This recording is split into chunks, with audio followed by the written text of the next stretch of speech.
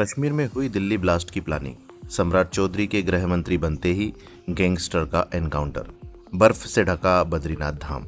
नमस्कार, धर्मेंद्र वर्मा नाम है मेरा और आप सुन रहे हैं दर्पण का हिंदी पॉडकास्ट। आज है 23 नवंबर 2025, दिन रविवार। आज के प्रमुख इवेंट्स जिन पर आपको रखनी चाहिए नज़र। सुप्रीम कोर्ट के चीफ जस्टिस BR गवाई रिटायर होंगे।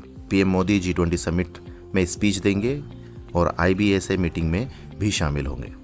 कल की बड़ी खबर, कश्मीर में बनी दिल्ली ब्लास्ट की प्लानिंग, अल फलाह यूनिवर्सिटी बनी ऑपरेशन सेंटर। जांच एजेंसियों के मुताबिक दिल्ली ब्लास्ट की प्लानिंग कश्मीर में हुई और ऑपरेशन सेंटर फरीदाबाद की अल फलाह यूनिवर्सिटी थी। आतंकियों ने छिपने के लिए लोकेशन नूह को सिलेक्ट किया था। जांच टीम ने टेरर मॉड्यूल में संपर्क में आए 1000 से ज़्यादा लोगों से पूछताछ की। देश के कई शहरों में सुसाइड बॉम्बर ड्रोन अटैक की तैयारी थी। मामले में अब तक 6 आरोपी पकड़े गए हैं।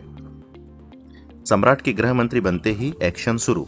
बेगूसराय में एनकाउंटर, हत्या के आरोपी को बिहार पुलिस ने गोली मारी। बिहार में नई सरकार बनते ही पुलिस एक्शन में आ गई। बेगूसराय में STF और जिला पुलिस ने मर्डर के आरोपी शिवदत्त राय को एनकाउंटर में घायल किया। वह STF पर फायरिंग कर रहा था। इसके पास से हथियार, कैश मिले हैं। शिवदत्त का इलाज पुलिस हिरासत में चल रहा है। गृह मंत्री सम्राट चौधरी ने कहा, बिहार में अपराधियों के लिए कोई जगह नहीं। दिल्ली में पकड़े गए पाकिस्तान से भेजे हथियार लॉरेंस कोंगी जैसे गैंगस्टर को सप्लाई करते थे।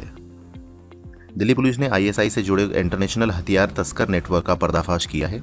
4 तस्कर रोहिणी से गिरफ्तार किए गए, जो पाकिस्तान से ड्रोन के जरिए हाईटेक हथियार मंगाते थे, फिर लॉरेंस और गोगी गैंग को सप्लाई करते थे। पुलिस ने 10 पिस्टल, 92 कारतूस बरामद किए हैं। यह रैकेट पाकिस्तान से ऑपरेट होता था और हवाला के जरिए पैसे भेजे जाते थे। G20 समिट में मेलोनी से मिले मोदी, ब्राजील राष्ट्रपति डी सिल्वा को गले लगाया। कहा, पुराने डेवलपमेंट मॉडल में रिसोर्स छीने।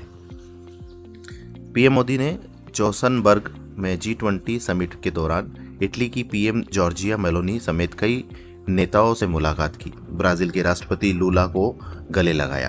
पहले सत्र में PM मोदी ने कहा, पुराने डेवलपमेंट मॉड्यूल में संसाधन छिने, इसलिए नए मॉडल की जरूरत है।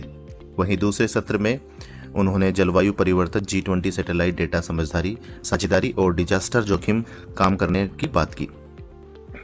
बर्फ से ढका बद्रीनाथ धाम, उत्तराखंड में जमने लगी झील, राजस्थान से सर्दी से थोड़ी राहत।